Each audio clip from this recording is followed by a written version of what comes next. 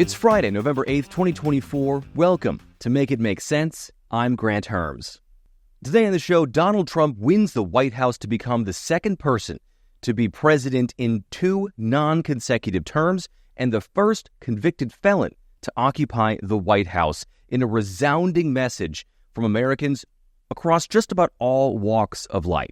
My guest today is Matthew Taylor, a scholar of Christianity from the Institute for Islamic, Christian, and Jewish Studies. He's an expert on one of the key movements behind Trump's victory this past week and what's going to be a defining piece of his next administration, Christian nationalism.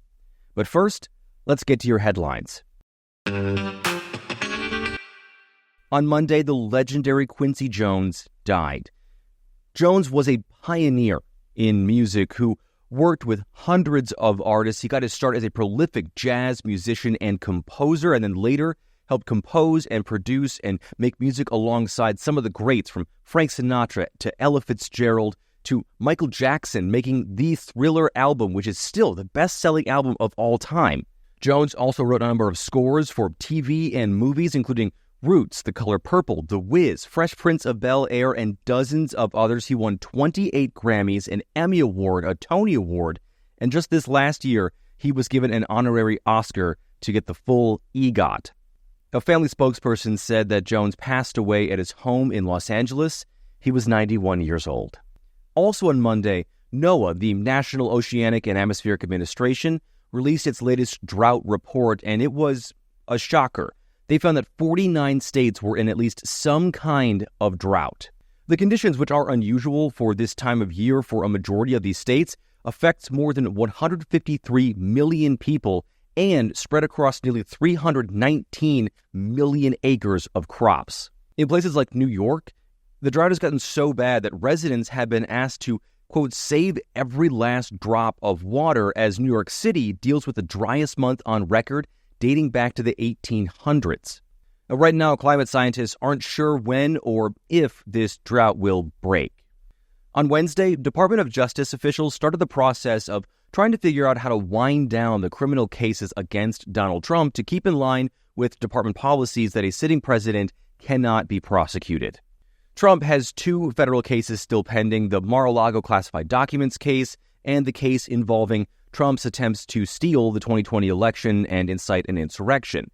Trump has promised to immediately fire Special Prosecutor Jack Smith, who was spearheading both of those cases. And while Trump could still be prosecuted for his alleged crimes after his term, it's highly unlikely. Now, Trump still does have several state cases pending, including one in Georgia, and a sentencing for his New York felony case on November 26th.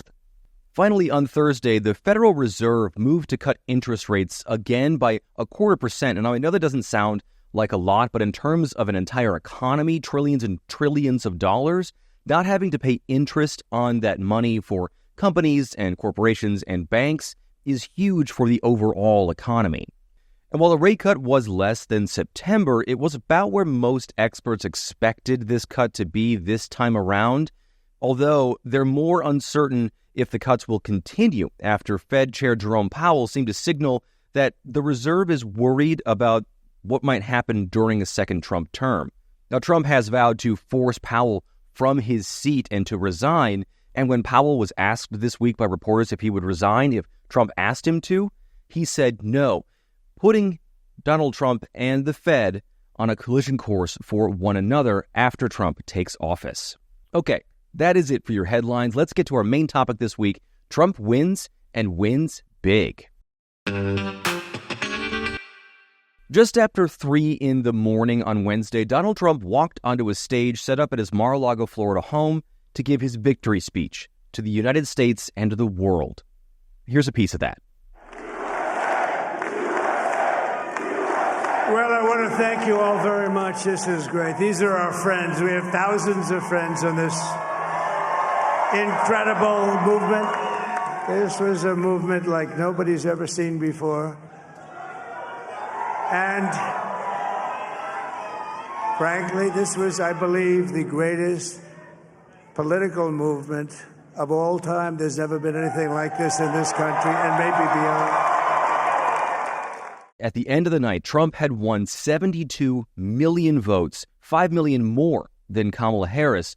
Those numbers, though, are less than 2020, but plenty to win in 2024. On top of that, it was a stunning 312 Electoral College vote win, winning all of the 7 swing states, handily tearing down what was supposed to be Kamala Harris's blue wall of Wisconsin, Michigan, and Pennsylvania. Now, Trump's win is something that we haven't seen a Republican president do since 2004, which was win the popular vote. And that Electoral College vote, over 300 votes, isn't something that we have seen a Republican president do since George H.W. Bush won in 1988. It also meant that Republicans took control of the Senate, and as I'm recording this, votes are still being counted in some states like Pennsylvania and Arizona, but it does look like Republicans are going to keep control of the House of Representatives, meaning that Republicans will have full control of every branch of the government, from the White House to Congress to the Supreme Court. And with potentially 2 more conservative justices on the court ready to step down, Donald Trump could get another 2 appointments to the Supreme Court that would shape our nation likely in irreversible ways for, at the very least, the next 50 years, but likely even longer than that. And now, despite all of that, the really stunning thing was how Trump won, and that across the board in nearly every state, with almost every kind of American, Trump improved his numbers, in a lot of places by double digits. And you're going to hear me say, and a lot of other folks say, where Trump outperformed or Harris underperformed, and all that means is relative to their numbers in 2020, and obviously with Harris, that means her numbers compared to Biden's numbers from then. Now, Trump gained ground with people that most of us who watch politics consider to be strong, reliable base voters for Democrats, like women, Black, Asian, and Latino voters, young voters from 18 all the way up to 44 years old, spanning the Gen Z and millennial generations. Now, that's not to say that he won all of those groups, but he did pull a lot of those votes from Harris, and that is no small feat. And according to exit polls, Trump won with first-time voters, late deciders, Latino men, a third of people who say they want abortion to remain legal, and the only groups that Trump didn't win were Americans over 65 and college-educated women. He also made up ground in practically every single county across the country. It was so stunning that the New York Times tracker map that tracks shifts in votes by county, left or right, so they have an arrow coming out of those counties and they point whichever direction the shift was, it made this map look like a big red porcupine. He did double-digit groundwork in Democratic stronghold states like New York, Massachusetts, Connecticut, New Jersey, California, Harris's home state, and Minnesota, Tim Walz's home state. The only states where he lost ground were Utah and Washington. And in the end, Kamala Harris failed to outperform Joe Biden in every single state. In the state of Texas, Harris won 12 of 254 counties. Not 12%, just 12. Essentially erasing a decade and a half of time, effort, and money the Democratic Party had been pouring into that state. It was also interesting to see that where abortion was on the ballot in states that we can now call Trump states, like Arizona and Nevada, voters moved to protect the right to abortion, though Nevada will have to do it again in 2026 because of the way that their laws work and how it works to change their state constitution. It's a weird thing. Anyway, other states followed suit. Missouri's abortion ban was voted down, and 3 other states enshrined access to abortion into law. Democratic candidates in swing states like Wisconsin and Michigan and North Carolina won their races, and votes are still being counted right now, but it looks like the Democratic candidates in Nevada and Arizona are going to win their close races as well. And I bring all that up to say that voters in key states wanted Democratic candidates and supported fundamental pieces of the Democratic Party, but they all broke for Trump when it came to the presidency. In the end, this election signaled what is the end of a 30-year shift in voters, specifically by economic class and education. In 1996, if you voted for a Republican, you were more likely to be highly educated and make more money. Just in the opposite direction, in 96, you were more likely to be a Democrat if you didn't have a college degree and you were low income. That has fully shifted now. And this graph that I'm looking at, that those of you who are watching are looking at, essentially looks like an entire reversal of the parties when it comes to economic classes, something that we really haven't seen when it comes to who votes for which party since the civil rights movement of the 1960s when parties realigned based on race. So the question is, how did Trump win by this much? Because going into this election, it was a coin toss, and we expected the margins to be really, really slim, and this was not that. Now, we don't know the exact reasoning, and we won't for some time, mostly because there are two main organizations that do post-election polling, Catalyst, and the best one is the Pew Research Center. Right now, there are two major explanations for Trump's landslide victory, and I'll get to the word mandate in a minute here, but let's talk about the reasons. First, and I think the easiest one, is that it was people's views on the economy. Despite the fact that the economy is better now than when Trump was in office, unemployment is down, inflation is down so much that the Fed just cut interest rates again. It was one of the headlines today. The stock market is up and prices are going down, even though they are slightly higher than where they were in 2020. And like I've said before, the pretty rapid rise and the really slow come down on prices, we know has more to do with companies artificially raising prices under the guise of actual pandemic inflation and then not lowering them as inflation cooled off. Now, by and large, though, if over the last year you asked people if the U.S. economy was good, almost 2/3 would tell you that it wasn't. We go to the grocery store, we pay more. We go to get gas, we pay more. And voters needed someone to punish.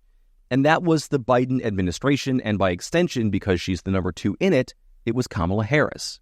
And now I think it's worth pointing out here two things about this specifically. The first is that this has been happening all over the world since the pandemic. Incumbent leaders have lost. So the people in office who were there during the pandemic have been ousted everywhere from the UK to South Africa to South Korea, Poland, France, Argentina, and 20 different elections in Central and Latin America. Everywhere, people are still angry about what happened during and after COVID, despite the fact that it was pretty much inevitable that when there was a global pandemic, there were going to be economic consequences on the back end. The second part is that Democrats just didn't do a very good job explaining that the economy was doing better and that they had a good plan to help. Now, I do think that Harris ran just about as good of a campaign as she could have run in 107 days, and she did have a plan to bring down prices that economists at least said could work marginally compared to Trump's 20 to 200% tariff plan that economists everywhere agree will undoubtedly spike prices.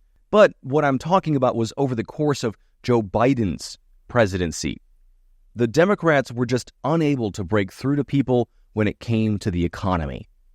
The second reason Trump won was COVID. And it's something that I've been thinking about since this campaign got underway. Not Harris's, but I mean the entire 2024 election cycle. It's that we never really were able to take stock of what we had lost during the pandemic as Americans. Not just the 1.2 million of us who died, but what we lost in time, the learning loss for our kids, the divides that the politics and the conspiracies surrounding the disease itself and the pandemic response caused in all of us and among us. And when COVID was quote-unquote over, even though it's killed more than 37,000 people just this year so far, so many of us were asked to just go back to business as usual, as if our lives hadn't been turned upside down for the last 18 months to 2 years. And while yes, Trump was there at the beginning, and the experts agree that Trump's initial response to the pandemic did make things worse, it was Biden left holding the bag, and ultimately the buck stops at the president's desk, and then once he was out of the race, that buck fell into Harris's lap. And finally, and those of you who are subscribers to the Make It Make Sense Substack already got a piece of this, but Trump won because he and what he represents is who we are as Americans. That's how democracy works. If he's the president-elect for one of us, he's the president-elect for all of us. This victory wasn't just a mandate. And see, I said I would come back to that word. It wasn't just a mandate, but a directive for Trump's worst impulses to be carried out. The violence, the racism, the sexism, the open criminality, and yes, the authoritarianism. And I know some of you listening to this are saying, well, that's not me. I didn't vote for him. But that's not how democracies work. And a majority of our families, friends, coworkers, neighbors said, in fact, yes, that is me.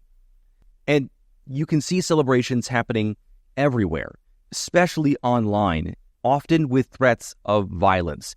And just a heads up, this next part is upsetting. Online posts from Trump supporters in the hours after the election have gone viral, calling for military tribunals to drag Democrats and liberals from their homes.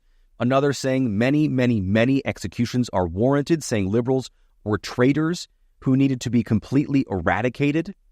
Others saying things like, release the Project 2025 Handmaid's Tale rape squads, implying that Democratic women should be sexually assaulted.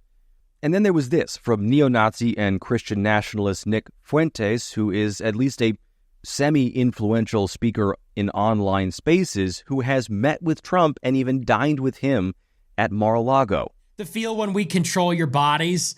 Hey, bitch, we control your bodies.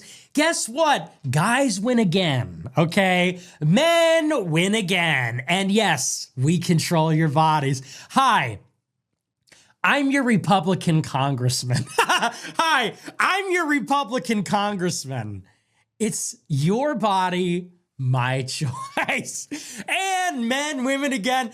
Men win again. There will never, ever be a female president. Never. There will never be a female president, ever. It's over. So if you're not watching the video there, Fuentes was directing that at a Black Harris supporter who was watching the election results via live stream on election night.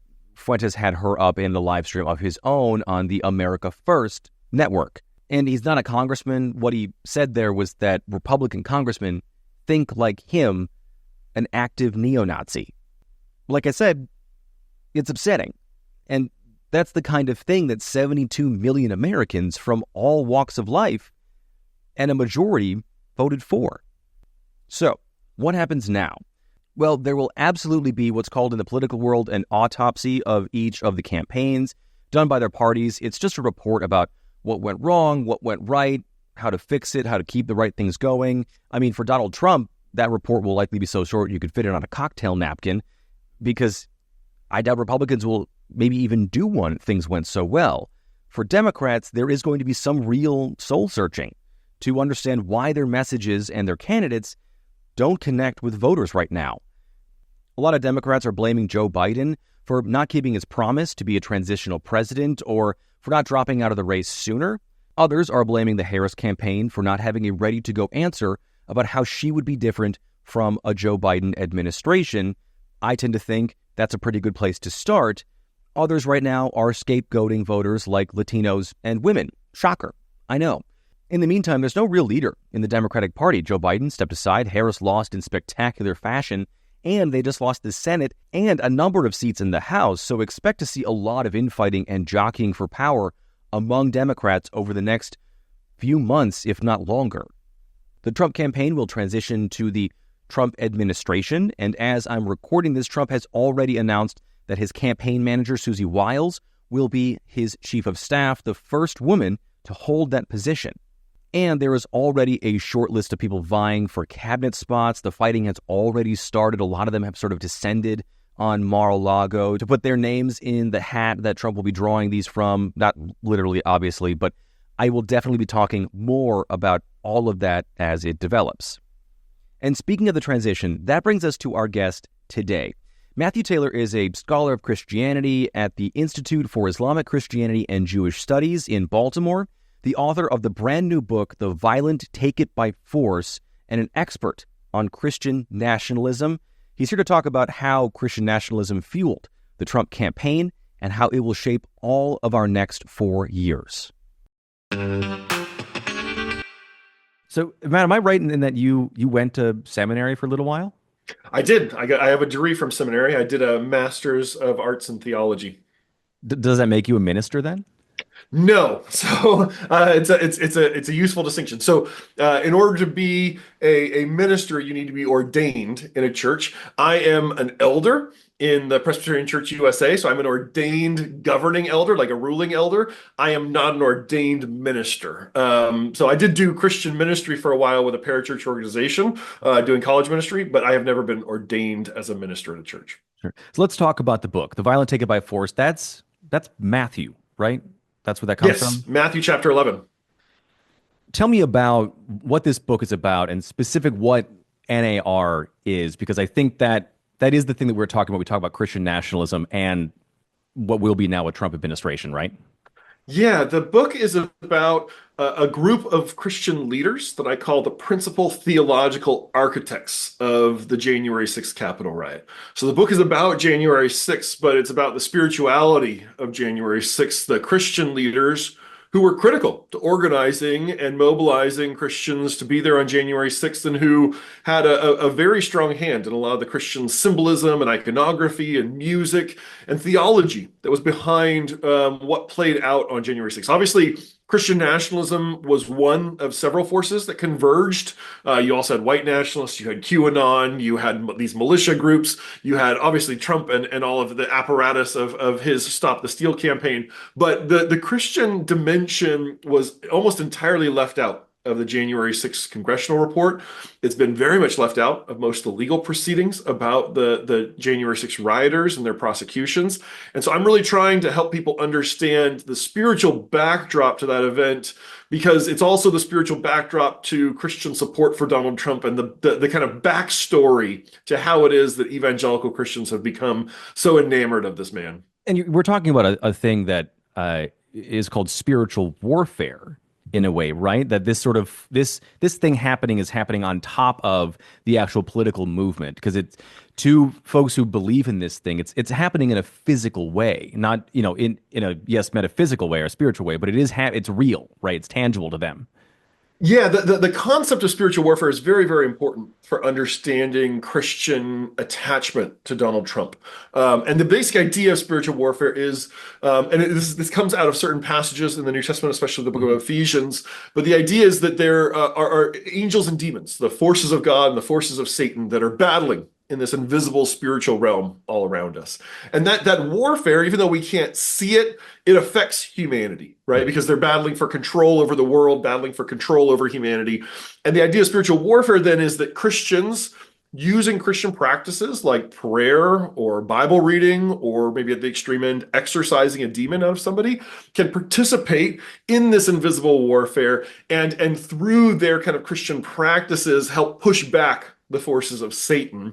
And the reason this becomes so important for the Trump administration is that most of the Christian leaders, including the characters in my book, who surround Donald Trump, who are his advisors, who are his most prolific Christian propagandists, really rely on this concept of spiritual warfare to say Donald Trump is on the side of God, and the opposition that he experiences are the forces of Satan, are the demons that are trying to push back. And when it comes to January 6th, they really believed that there was a demonic conspiracy that was stealing the election from Trump, because it was God's will, in their understanding, for Trump to become president again in 2020, to have a second term in 2020, and that it was a demonic conspiracy, not merely a human conspiracy, but a demonic conspiracy that was stopping it. But there, as you're saying, there is that an interface then, right? Because they're saying the demons are behind the Democrats and the disloyal Republicans. So not only do we need to stop the disloyal Republicans and these Democrats, we need to stop the demons, the demonic forces and manipulators that are behind them.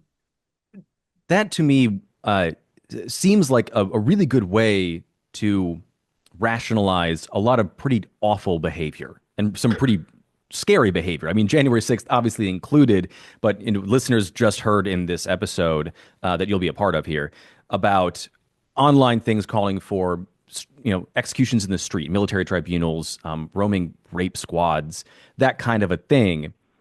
Does that tie into this same idea of fighting the demons that are, those who oppose Trump? Yeah, I mean, if you think about the basic ethics and teachings of Christianity, kind of the core principles of Christianity, go back to the teachings of Jesus, right? Love your enemies, do good to those who persecute you, turn the other cheek, right? Bless everyone, right? That Jesus embodied a sort of, if not pacifist, a sort of generous ethos, Yeah. a willingness to serve and care for even his enemies. And so Christians are supposed to love their enemies, but Christians are allowed to hate demons. And this is kind of the exploit that has been used by these political operators to say, well, yeah, we love the human beings, but we hate the demons that are inside them. And so we are there to liberate them from their demons. We're there to exorcise the demons, not only from individuals, and this is an important theological innovation within these movements, but we need to eliminate the demons from the country. They believe that there are demons that possess the actual nation of the United States. They call them territorial spirits. And this especially comes out of this movement that I'm writing about in the book, The New Apostolic Reformation, the NAR.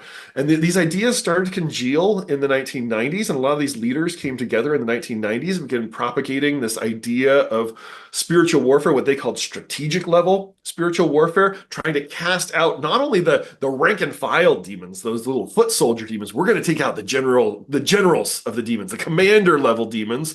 And when you look at what Christians are doing on January 6th around the US Capitol, they're participating in spiritual warfare. They are praying against the territorial spirits that they believe have taken over the Capitol. I mean, even strange little details, like why are all these people around the Capitol blowing shofars, these ram's horns that you can hollow out, and when you blow it, it sounds kind of like a trumpet or a bugle. All around the Capitol, you have all these people blowing shofars during the Capitol riot, including like some of them going up to the broken out windows of the Capitol building mid-riot and blowing these shofars into the Capitol. What are they doing, right? This is bizarre. They're doing spiritual warfare. It's understood that the shofar is a weapon of spiritual warfare that has a special power to summon the forces of heaven, the angels, to come and do battle on the earth. And so the Christians who are using these shofars are understand themselves as spiritual warriors and doing an act, a ritual act that will help to bring about in the spiritual realm, the reinstantiation of Donald Trump, the reestablishment of the Trump administration in a second term, and that will then affect the real world, because they don't think of spirituality as something that is completely outside of the physical realm. Right. They see a very tight interface between the spiritual and the physical realm. Right. It's been 3 years, since January 6th. How has this movement and this part of the Trump movement sort of become normalized within what we will see in a new Trump administration? So what are the things that you are watching going forward here? Yeah, let me back it up a little bit, because I think course. it's important to tell some of the story of how this happened. So here, when we're talking about the New Apostolic Reformation, when we're talking about strategic level spiritual warfare, some of these high octane kind of spiritual warfare concepts, this is all coming out of a particular sector of American Christianity called the independent charismatic sector. And you can think of this as kind of the non-denominational wing of Pentecostalism, right? So this is where kind of that Pentecostal charismatic style spirituality, speaking in tongues, believing in modern day prophecy, doing spiritual warfare, those kind of practices meet this kind of non-denominational governance. So it's not a very regulated world, right? Denominations bring kind of bureaucracy and regulation and coherence to Christian traditions. Well, this is this kind of non-denominational space. It's kind of the Wild West, and you have all these free-acting kind of prophets and apostles who are running around in that space saying, "Oh, I have this insight." And when Donald Trump entered the presidential race in 2015, the mainstream evangelicals didn't really want anything to do with him, right? The establishment of the religious right saw Donald Trump as this uncouth real estate mogul who brags about abusing women, right? And they didn't want him to be the candidate. But it was these independent charismatic celebrities, megachurch pastors, televangelists, apostles, prophets, who band together around Trump and become the inner core of his evangelical advisors. And so over the course of the Trump administration, and it begins during the 2016 campaign and goes through the course of the first Trump administration, we have to say first Trump administration now, there's a mainstreaming of these ideas, these things that were pretty fringe in American evangelicalism. I mean, they were popular, but they were not at the heart of the action in terms of the religious right, are now at the center of the action. And they're imbuing Trump. There's all these people in this world who are saying, I have a prophecy about Donald Trump. And they're using these prophecies to say, well, Donald Trump is like Cyrus, the ancient Persian emperor. Donald Trump is like Jesus. Donald Trump is like David. Donald Trump is like Esther, right? And they're connecting Trump to all these biblical characters to find precedents, to say, okay, well, he may not be a good Christian, but he's an instrument in the hand of God. Well, he may have his flaws, but he's anointed the way that David was, right? And they're using these kind of prophecy ideas, these spiritual warfare ideas, all in concert to say Donald Trump's cause is the cause of God. And those who oppose Donald Trump are opposing God's anointed leader. When people hear talk about Christian nationalism, they hear folks like us talking about this, and they are Christians, and they feel offended and they feel attacked by this. One thing we know about how radicalization works is that we'll drive people to those things. I mean, if you're going to talk about me that way, I'm going to be that person. That's not the conversation we're having. That's not what we're saying here. This is just as much of a political movement as it is a religious one, right? Yes, and I'll just say I am a Christian. I am not out to derail Christianity or destroy American Christianity. I care very deeply about my Christian faith. I am a regular church attender, and I come from a pretty conservative evangelical background. So Christian nationalism, though, I use this as a diagnostic term. I mean, as a religious studies scholar, Christian nationalism is just the Christian version of religious nationalism. We have Hindu nationalism, we have Buddhist nationalism, we have Islamic nationalism, we have Christian nationalism. And the basic, I mean, if you think about it, religions are old, nations are new. And so nations, this kind of innovation of governance that we have found roughly since the 17th century, since the Peace of Westphalia, their nations have to accommodate these religious traditions that are much older and that are much more deeply grounded in communities and in identities. And so there's a strong tendency in the modern world where we all want to kind of make all of our identities sync up into some coherent whole to say, well, I need to have my religious identity match my national identity, and my national identity match my religious identity. So I'm a Christian, and America needs to be a Christian nation. Right. And Christianity is good. So more Christianity in America is good for America. Right. That's what we're talking about with Christian nationalism. And there's a whole spectrum of different forms of Christian nationalism. Some kinds of Christian nationalism, I call them like the God bless America style of Christian nationalism. It doesn't keep me up at night. It's fine. Right. Like it's not my cup of tea. I don't necessarily want to have an American flag in the front of my church as part of my worship service. But if that's your thing, go for it. If you like singing God bless America, go for it. Right. What we're talking about when we're talking about the religious right and the infrastructure of the religious right, what we're talking about when we're talking about the New Apostolic Reformation is like the hardened edge of that Christian nationalist spectrum. What I would even call versions of Christian supremacy. Not merely, America is a Christian nation or America should be a Christian nation, but Christians should be privileged over other citizens of the United States. And Christianity as an identity and as a community, as a concept, as a framework, should be privileged over all other worldviews in society. And everyone else should basically have a kind of second-class status unless they are Christian. That's what we're talking about here. And it's kind of a question of where Trump takes that. And what really worries me when we talk about this kind of Christian supremacy and the New Apostolic Reformation and these prophecies and things is not only is Trump leading a populist authoritarian movement, but it is one that is wedded to a religious nationalist movement. And that has used religious frameworks to offer justification for Donald Trump's ideas and policies, and for him as a leader. And so Donald Trump is coming into office be able to tell his followers, which is really his supporters, which is really the only part of the American populace he cares about.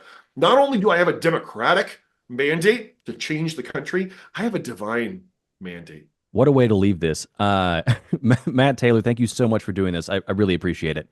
Thank you. Great to be here. Okay. Now it's time for TLTO, or Too Long Tuned Out, where I tell you just the stuff you need to know from the stuff you just heard. Donald Trump pulled off an astonishing win on Tuesday night, sweeping the swing states and propelling his party to what looks like a complete control of the U.S. government for at least the next 2 years. Trump made up ground with Americans from nearly every age, race, ethnicity, economic class, and geographical location, signaling a complete shift in who votes for which party that has blindsided Democrats and the conventional wisdom. So why did Trump win? We don't know exactly, and we won't for a little bit. But right now it seems that people frustrated with their views over the economy, wanting to punish the Biden-Harris administration, and ultimately Trump's message of vengeance and retribution matched their frustration and desire to punish someone. In the coming weeks, a lot of changes will be happening. The Trump team will make a transition to be ready to be a Trump administration again. The Democrats will need to find a new leader and take stock of how they lost the confidence of so many Americans. Also in the coming weeks, you are going to see a lot of reticence to the ideas that Trump will actually put into place the things that he's promised, like his tariff plan or his mass deportation plan, even though just this week, J.D. Vance and his party members have said that day one, the mass deportation plan will begin. And there'll be a lot of rationalizing and relativity when decisions do get made. And I want to say here that this will not be one of those spaces. I plan to keep doing exactly what we have been doing here on Make It Make Sense by using reality and fact, not resistance or acceptance, just hopefully making what will be, without a doubt, an incredibly fraught and tumultuous time ahead for all of us, not just some of us, but all of us, just a little easier to understand. Okay, I want to thank Matthew Taylor again for coming on. You can find links to his work, including his new book, The Violent Take It by Force, in the show notes. Of course, I'll have his full extended interview up tomorrow on the Make It Make Sense Substack. And as always, please rate and review the show on whatever podcast app you're listening to this on. If you haven't done that already, make sure you're following along so you don't miss out on any of these shows each week. Like and subscribe and hit that bell for notifications on YouTube. It really helps me out on the YouTube algorithm and gets this out to more people, and you won't miss out on any new episodes. And I know I already said it, but subscribe to the Make It Make Sense Substack. You get bonus content up there like those extended interviews, but also more of my thoughts during the week. If you like the Mims Minis episodes that I was doing during the campaign, those kinds of things will be now up on the Substack. And as always, share the show on social media. It's Mims News Pod. That's MIMS News Pod, all one word on every platform. I am at Grant Herms on X and at Grant Herms TV on everything else. Thank you so much for listening today.